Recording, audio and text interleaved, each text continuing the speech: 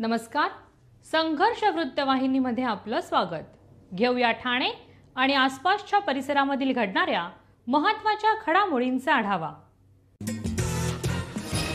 वर्तकनगर प्रभाग समिती अंतर्गत येऊर येथील गोल्डन स्वन क्लबमधील पूर्वीच्या ब्लॅच हॉटेलच्या नावात बदल करून लेवल अप नावाचे हॉटेल सुरू करण्यात आलं आहे. तेथील अंदाजे 40 बाय 50 चौरस फुटाचे लोखंडी अँगल्सच्या साहाय्याने केलेले अनधिकृत शेडचं बांधकाम कारवाईमध्ये अंदाजे 3800 चौरस फुटाचे लोखंडी आय-बीम व अँगल्सचे बांधकाम, लोखंडी आय-बीम व लोखंडी अँगल्सचे क्रिकेट टर्फ यांचं अंदाजे 11,993 चौरस फुटाचं बांधकाम, पत्रा शेडचे अंदाजे 1300 चौरस फुटाचे लोखंडी अँगल्स बीमच्या साहाय्याने उभारलेल्या पत्रा शेडच्या बांधकामावरती ठाणे महानगरपालिकेच्या अतिक्रमण विभागाच्या वतीने कारवाई करीत पूर्णपणे निष्कासित करण्यात आले आहे. या कारवाईमध्ये अतिक्रमण विभागाचे लिपिक, कर्मचारी, महाराष्ट्र सुरक्षा दलाचे जवान, स्थानिक पोलीस स्टेशनमधील पोलीस, महानगरपालिकेच्या अनधिकृत ठेकेदारांकडील कामगार, 1 JCB, 1 पोकलेन, 2 गॅस कटर यांच्या सहाय्याने अनधिकृत बांधकामावरती ही तोडक कारवाई करण्यात आली. ही कारवाई आयुक्त सौरभ राव यांच्या निर्देशानुसार उपायुक्त शंकर पाटोळे, जी गोदेपुरे यांच्या देखरेखीमध्ये तसेच सहाय्यक आयुक्त तनुजा रणदिवे, सहाय्यक आयुक्त भालचंद्र घुगे, सोपान भाईक यांच्या उपस्थितीमध्ये करण्यात आली.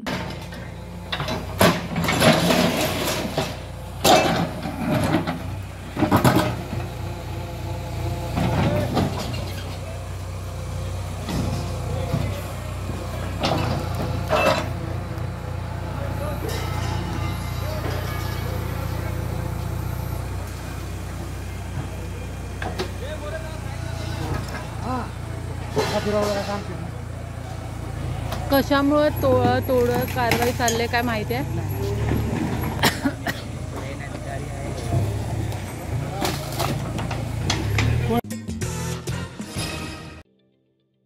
ठाणे महानगरपालिकेचे मालमत्ता कर म्हणजेच प्रॉपर्टी टॅक्स भरण्याचे आवाहन. सन 2022-23 या आर्थिक वर्षाचे मालमत्ता कराचे म्हणजेच प्रॉपर्टी टॅक्सचे बिल ठाणेकर करदात्यांना महापालिकेमार्फत आर्थिक वर्षाच्या सुरुवातीस म्हणजेच माहे एप्रिल 2022 मध्ये देण्यात आलेले आहे. तथापि अद्यापही काही करदात्यांनी मालमत्ता कर महापालिकेकडे जमा केलेला नाही. सध्या आर्थिक वर्षाचा अंतिम टप्पा सुरू झाला आहे. मालमत्ता कर वसुलीसाठी महापालिकेतर्फे कडक कारवाई हाती घेण्यात आली आहे. या अंतर्गत जंगम मालमत्ता, टीव्ही, फ्रीज, वाहन व इतर जप्त करणे तसेच स्थावर मालमत्ता वॉरंट बजावून जप्त करण्यात येत असून मालमत्तेचा जाहीर विक्रीद्वारे लिलाव करून कराची रक्कम वसूल करण्यात येत आहे. मालमत्तेस पाणी पुरवठा करण्यात येणारे नळ संयोजन खंडित करण्यात येत आहेत.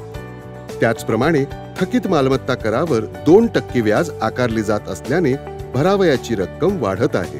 आपला मालमत्ता कर propertytax.thanecity.gov.in या लिंकद्वारे तसंच गुगल पे, फोन पे, पेटीएम याद्वारे ऑनलाईन पद्धतीने करण्याची सुविधा उपलब्ध करून दिली आहे. शनिवार, रविवार व सार्वजनिक सुट्टीच्या दिवशी नागरिकांना मालमत्ता कर भरणे सोयीचे व्हावे याकरता महापालिकेचे मालमत्ता कर संलग्न कार्यालय या दिवशी कार्यान्वित ठेवण्यात आलेले आहे. तरी मालमत्ता कर वसुलीची अप्रिय कारवाई टाळण्याच्या दृष्टिकोनातून मालमत्ता कर भरून महापालिकेस सहकार्य करावे. धन्यवाद. ठाण्यातील सरस्वती मंदिर ट्रस्ट संचलित सरस्वती सेकंडरी स्कूल नौपाडा यांच्यातर्फे मुलांनी आमची शाळा आमचं आर्थिक नियोजन 2025-26 आयोजन करण्यात आलं होतं. या अर्थसंकल्पात मुलांनी शाळेच्या सर्वांगीण विकासासाठी पारंपरिक शिक्षणाला तंत्रज्ञानाची साथ शिक्षण देणे, उत्तम सोयीसुविधा, वृत्त, शाळा विचारातून विद्यार्थ्यांना शैक्षणिक संसाधने, त्यांच्या सर्वांगीण विकास करण्यासाठी sport cultural activity academy, finance, public speaking अशा क्षेत्रात प्रगती साधण्यासाठी शाळा प्रयत्न करणार आहे. आंतरराष्ट्रीय दर्जाची शाळा घडवणे हे शाळेचं उद्दिष्ट असणार आहे. मुलांनी शाळेचं आर्थिक बजेट तयार केलं आहे. यामध्ये solar energy, robotic light paper, less office, IPL project, turf model, science lab, technology security, CCTV, music room, geography lab, external structural yoga room इत्यादी अनेक एकूण 9,89,78,000 एवढं बजेट तयार करण्यात आलेलं आहे. हे बजेट तयार करण्यासाठी श्रीजन पाध्ये, नील महाजन, कौस्तुभ सावंत, देव कोकाटे, सोहम जोशी, दीप प्रधान, दोन्ही चव्हाण, दीप प्रधान, अर्चित माळी, गार्गी गोखले, अमृत जाधव, विजूर गाढरी, दृष्टी नुपुरते, ऋषिकेश पिंपळकर, श्रीराम परांजपे, वरद दळवी, ध्रुव कोळी या विद्यार्थिनींनी मेहनत घेतली आहे. सदर प्रसंगी आमदार संजय केळकर, आमदार निरंजन डावकर हे देखील येथे उपस्थित होते. तर सरस्वती मंदिर ट्रस्ट ठाणेचे कार्यकारी विश्वस्त सुरेंद्र दिघे यांनी यावेळी सर्वांचे आभार मानले. शाळा आमचे आर्थिक नियोजन हा एक अभिनव उपक्रम आमच्या विद्यार्थ्यांनी आज केला. आपल्या आर्थिक वर्ष 2025 आणि 26 अंदाजपत्रक विद्यार्थ्यांनी मेहनतीने पूर्ण करून अभ्यासपूर्ण पद्धतीने ते हे मांडलेलं होतं. आज आमदार साहेब निरंजन डावखरे साहेब आणि संजयजी केळकर हे उपस्थित राहिलं. त्यांनी या मुलांचं कौतुक केलं, कारण आमच्या ज्याप्रमाणे विधानसभेमध्ये मांडलं गेलो बजेट मांडलं जातं तसं हे आजचं तुटीचं बजेट त्यांनी मुलांनी मांडलेलं आहे. संपूर्ण बजेटचा हा जवळजवळ 10 कोटीचं हे बजेट आहे आणि त्याच्यामध्ये त्यांनी 2,69,00,000 काहीतरी तुटीचं दाखवलं आहे की जी संस्थेवर जबाबदारी उभी करायची. पण ह्या निमित्ताने मुलांनी सगळ्या विषयांचा अभ्यास केला. गेले 3 वर्ष आमची शाळा हे अर्थसाक्षरतेचे वर्ग घेते, त्याच्यासाठी परीक्षा घेते. राष्ट्रीय जे अर्थसाक्षरता हा जे सेंटर आहे त्याच्यातर्फे हे वर्ग चालवले जातात आणि त्याच्यातून ही तयार झालेली मुलांनी आज हे आर्थिक बजेट सादर केलेलं आहे. मला वाटतं ह्या अभिनव उपक्रमाचं निश्चितच कौतुक केलं जाईल आणि बाकीच्या शाळेत पण विद्यार्थी याचं करतील असं मला खात्री आहे की याचा जो उपयोग आहे आर्थिक साक्षरता हे शालेय जगामध्ये अतिशय महत्त्वाचा विषय हा ठरणार आहे. धन्यवाद. नमस्कार, माझं नाव दीप प्रधान, इयत्ता 9वी. या बजेटचा भाग होऊन खूप छान वाटलं. या बजेटची संकल्पना अशी होती की मुलांसाठी केलेलं हे बजेट होतं. म्हणजे एखाद्या मोठ्या माणसाने करण्यापेक्षा मुलांनी मुलांच्या समस्या समजून घेऊन त्यांच्या गरजा समजून घेऊन हे बजेट तयार केलं होतं. गेला आठवडाभर आम्ही सगळेच या बजेटवर काम करत होतो. वेगवेगळ्या टीम्स बनवून, म्हणजे मेन बजेटची एक टीम होती, त्याची उद्दिष्ट वैशिष्ट्य समजून घ्यायची टीम होती आणि कुठल्याही फिगर्स फक्त ऑनलाईन न शोधता त्या ॲक्च्युअल व्हिजिट करून शोधलेल्या होत्या, ज्याच्यामुळे आमच्या बजेटमध्ये चुका नाही झाल्यात आणि बजेट खूप जास्त क्लिअर झालं. थँक्यू.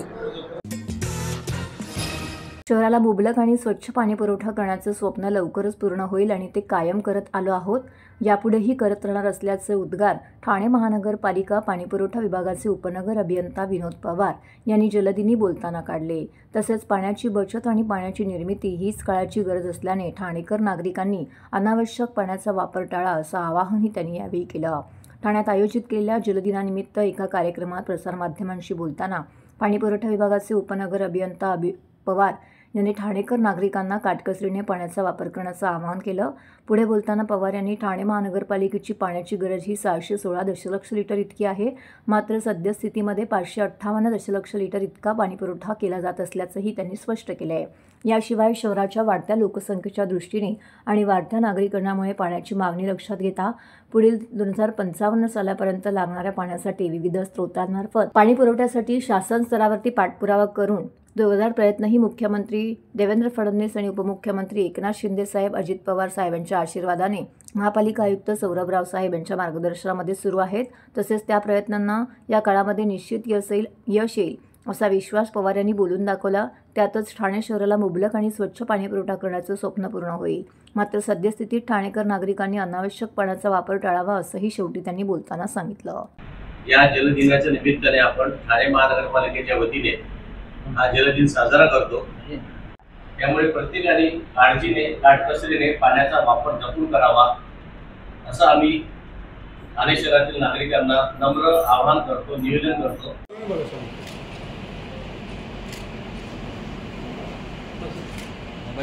जागतिक जलदिन आहे. या जलदिनाच्या निमित्ताने ठाणे महानगरपालिकेच्या वतीने आमचे सर्व अभियंता, आमचे सर्व कर्मचारी, उपस्थित कॉन्ट्रॅक्टर यांच्या वतीनं आम्ही हा जागतिक जलदिन साजरा केलेला आहे. या जलदिनाच्या माध्यमातून आम्ही ठाणे शहरातील जनतेला काटकसरीने आणि जपून पाणी वापर करण्याचा सल्ला दिलेला आहे. आज ठाणे महानगरपालिकेच्या पाण्याची गरज 616 MLD इतकी आहे. मात्र सद्यस्थितीत आपण 585 एवढा पाणीपुरवठा ठाणे महानगरच करतो. शहरातील वाढत्या लोकसंख्येच्या दृष्टीने, वाढत्या नागरिकीकरणाच्या दृष्टीने पाण्याची मागणी लक्षात घेता आपण शासनाकडे विविध स्रोतामार्फत पुढील 2055पर्यंत लागणाऱ्या पाण्याचे आरक्षण करण्याबाबतचे विविध प्रकारचे प्रयत्न आपले सुरू आहेत. शासन स्तरावर आपले प्रयत्न सुरू आहेत आणि त्यास आपल्या निश्चित यश येईल आणि ठाणे शहरातील नागरिकांना आपण मुबलक आणि स्वच्छ पाणी पुरवठा करण्याचं जे आपलं स्वप्न आहे ते आपण कायम पूर्ण करत आलोच आहे, यापुढे करत राहू. मात्र शहरातील नागरिकांना एकच आमचं आव्हान आहे की पाणी हे निसर्गाची देण आहे. पाण्याची बचत हीच पाण्याची निर्मिती आणि काळाची गरज आहे. त्यामुळे नागरिकांनी अनावश्यक पाण्याचा वापर टाळावा आणि महापालिकेस सहकार्य करावे ही विनंती. धन्यवाद. गहाळ झालेले तब्बल 101 मोबाईल फोन 3 महिन्यात संबंधित नागरिकांना परत देण्याची कामगिरी नौपाडा पोलीस ठाण्याच्या अधिकारी आणि कर्मचाऱ्यांनी केली आहे. नौपाडा पोलीस ठाण्याच्या हद्दीत अनेक मोबाईल संच गहाळ झाल्याबाबतच्या तक्रारी नागरिकांनी दिल्यामुळे त्याबाबत तपास सुरू केला होता. त्यामुळे वरिष्ठ पोलीस निरीक्षक अभय महाजन यांनी पथक स्थापन करून मार्गदर्शक सूचना दिल्या होत्या. त्यानुसार नौपाडा पोलीस स्टेशनमधील सायबर कक्षाचे पोलीस अधिकारी व पोलीस अंमलदार यांनी तांत्रिक विश्लेषणाद्वारे शोध सुरू केला. गहाळ झालेल्या मोबाईल फोनची माहिती तात्काळ CEIR पोर्टलवरती अपडेट करून सातत्याने त्याचा पाठपुरावा करून तपास पथकाचे अधिकारी आणि अंमलदार यांच्या मदतीने मागील 3 महिन्यांच्या कालावधीत 101 गहाळ झालेल्या विविध कंपन्यांच्या मोबाईल फोनचा शोध घेतला आणि ज्यांचे मोबाईल गहाळ झाले होते त्यांना आज परत करण्यात आले.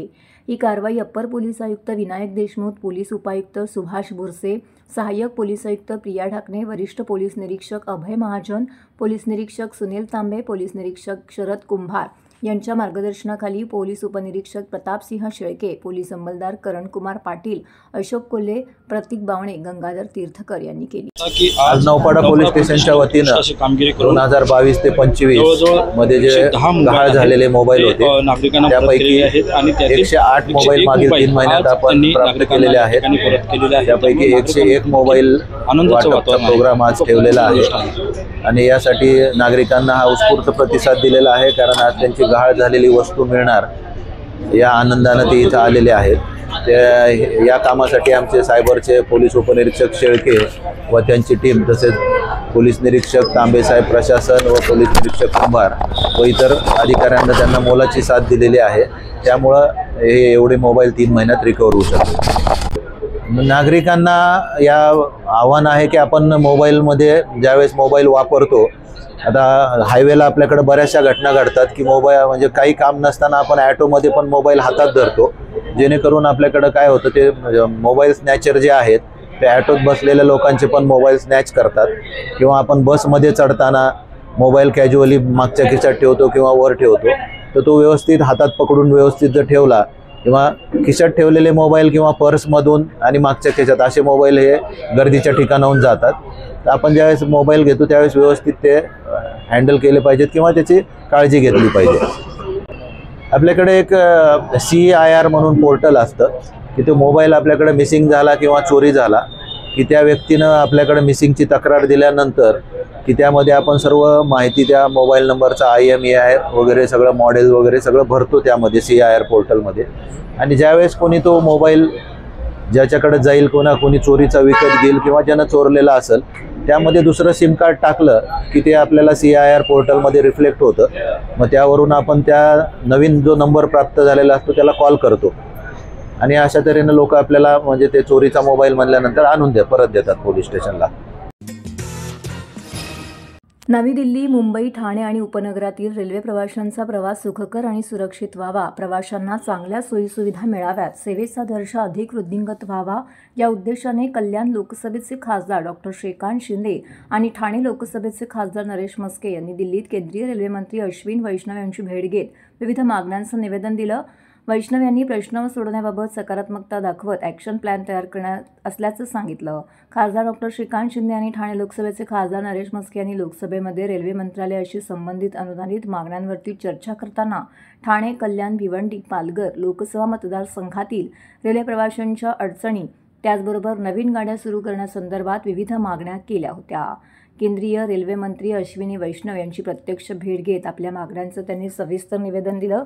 महिलांसाठी विशेष लोकल सेवा, स्वच्छ आणि दर्जेदार स्वच्छतागृह, सर्व स्थानकांवरती स्वच्छ आणि दर्जेदार महिला शौचालयांची व्यवस्था करावी, प्रथम श्रेणीतील महिला डब्यामध्ये बसण्याच्या जागा वाढवाव्यात, सकाळी व रात्री महिला डब्यांमध्ये महिला सुरक्षा रक्षक तैनात करावेत, अपघातग्रस्त प्रवाशांना तात्काळ सरकारी व खासगी रुग्णालयात मोफत उपचार मिळावेत, ठाणे जिल्ह्यातील सर्व रेल्वे स्थानकांवरती CCTV बसवावेत, रेल्वे उड्डाणपूल व अंडरपास प्रकल्प जलद पूर्ण करावेत यांसारख्या विविध मागण्या खासदार श्रीकांत शिंदे आणि नरेश म्हस्के यांनी केल्या आहेत. ठाण्यात भरवण्यात आलेली मुख्यमंत्री चषक राज्यस्तरीय कबड्डी स्पर्धा ही महाराष्ट्राच्या क्रीडा संस्कृतीत मानाचे पान ठरेल, असे उद्गार भाजपाचे प्रदेश कार्यकारी अध्यक्ष रवींद्र चव्हाण यांनी काल व्यक्त केले. दरम्यान राज्याचे परिवहन मंत्री प्रताप सरनाईक व भाजपाचे माजी खासदार किरीट सोमय्या यांनीही या स्पर्धेला भेट दिली. बुधवारपासून महाराष्ट्र राज्य कबड्डी असोसिएशनच्या वतीने ठाणे जिल्हा कबड्डी असोसिएशनच्या यजमानपदाखाली विश्वास सामाजिक संस्था व शारदा संकल्प प्रतिष्ठान यांच्या संयुक्त विद्यमाने ठाणे महानगरपालिकेच्या सहकार्याने मानाची 72वी पुरुष श्रीकृष्ण करंडक व महिला गटासाठी स्वर्गीय पार्वतीबाई सांडव चषक राज्य अजिंक्यपद निवड चाचणी मुख्यमंत्री चषक कबड्डी स्पर्धा 2025 ठाण्यामध्ये सुरू झाली आहे. ठाणे शहरातील कॅडबरी जंक्शन येथील JK केमिकल कंपनीच्या आवारामध्ये स्वर्गीय अटल बिहारी वाजपेयी क्रीडा नगरीमध्ये मातीच्या 6 क्रीडांगणावरती या कबड्डीचा थरार सुरू आहे. असोसिएशनचे पदाधिकारी, विश्वास सामाजिक संस्थेचे अध्यक्ष, भाजपाचे ठाणे शहर अध्यक्ष संजय वागुले, माजी नगरसेवक कृष्णा पाटील यांनी उत्कृष्ट पद्धतीने स्पर्धेचं आयोजन केलं आहे. या स्पर्धेच्या माध्यमातून ठाणे शहरातील होतकरू कबड्डी खेळाडूंना राज्यातील अव्वल खेळाडूंचा खेळ पाहता आला ही आनंदाची बाब आहे, असं भाजपाचे आमदार रवींद्र चव्हाण यांनी सांगितलं. तत्पूर्वी आमदार रवींद्र चव्हाण यांनी परिवहन मंत्री प्रताप सरनाईक यांच्या समवेत एक कबड्डी सामान्यात नाणेफेक केली, तसेच खेळाडूंना हस्तांदोलन करीत शुभेच्छा दिल्या. माजी खासदार किरीट सोमय्या यांनी ही स्पर्धेला भेट दिली. यावेळी भारतीय जनता युवा मोर्चाच्या नौपाडा मंडळ अध्यक्षा रुशाले वाघुले यांनी पत्रकारांशी बोलताना याबाबतची अधिक माहिती दिली आहे. पूर्वक स्वागत. अनुराधाताई रोडे यांना विनंती आहे आपण रेणुकाताई निकम यांचं स्वागत करावं.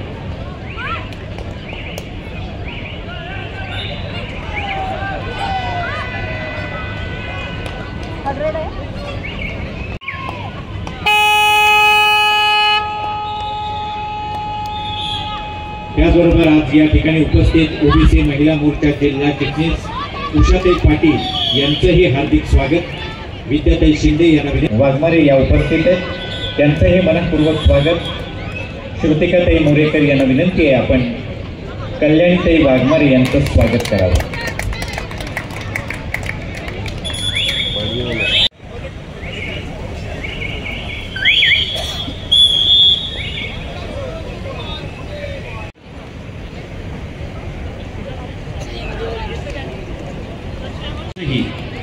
भारतरत्न अटल बिहारी वाजपेयी क्रीडा नगरीतील या मंचावर मनपूर्वक स्वागत.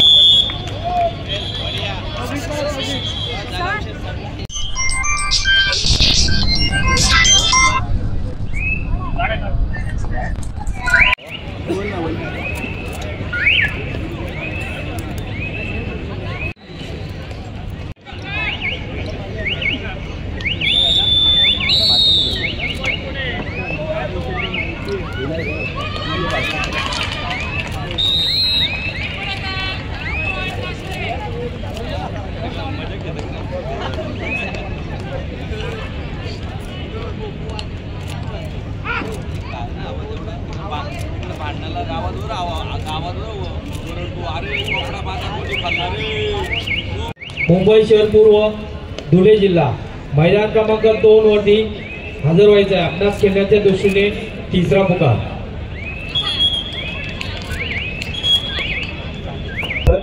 72वी राज्य अजिंक्यपद कबड्डी स्पर्धा निवड चाचणी ठाणे शहरामध्ये होत आहे. महाराष्ट्र कबड्डी असोसिएशन, ठाणे कबड्डी असोसिएशन, विश्वास सामाजिक संस्था व शारदा प्रतिष्ठान आणि विशेष ठाणे महापालिकेच्या सहकार्याने आज रेमंडच्या ग्राउंडमध्ये यशस्वीरित्या आज तिसरा दिवस आहे या स्पर्धेचा.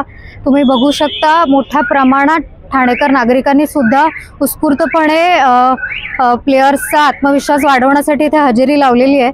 आणि महाराष्ट्रातनं एकूण 32 टीम्स, पुरुषांच्या 32 टीम्स आणि महिलांच्या 32 एकूण संघ आज इथे उपस्थित आहेत. आणि अतिशय उत्कृष्ट नियोजन असं सर्व संस्थांच्या मार्फत इथे झालेलं आहे. आणि मोठ्या प्रमाणामध्ये जेवढे पुरुषांचे संघ आहेत तेवढेच भरभरून महिलांचे संघ सुद्धा आहेत. आणि अतिशय उत्कृष्ट खेळ कबड्डीचा इथे सर्व महिला संघ दाखवत आहेत. हा फार छान आहे. वेळेत सर्व स्पर्धा सुरू होत आहेत. मुख्य म्हणजे 5चा आमचा स्पर्धेचा टायमिंग आहे. 5लाच या सर्व स्पर्धा सुरू होत आहेत आणि अगदी वेळेत स्पर्धा संपत आहेत. त्यामुळे तेवढा प्लेयर्स मध्येही असेल आणि सर्व कार्यकर्ते आहेत, आमचे सर्व मॅनेजिंग कमिटी आहे, सर्वांमध्ये अतिशय छान उत्साह आहे आणि व्यवस्थितरित्या आज हा कार्यक्रम सुरू आहे. तर हे होतं संघर्ष वृत्तवाहिनीचं आजचं बातमीपत्र. उद्या पुन्हा भेटू याच वेळी याच ठिकाणी ताज्या घडामोडींसह. तोपर्यंत नमस्कार.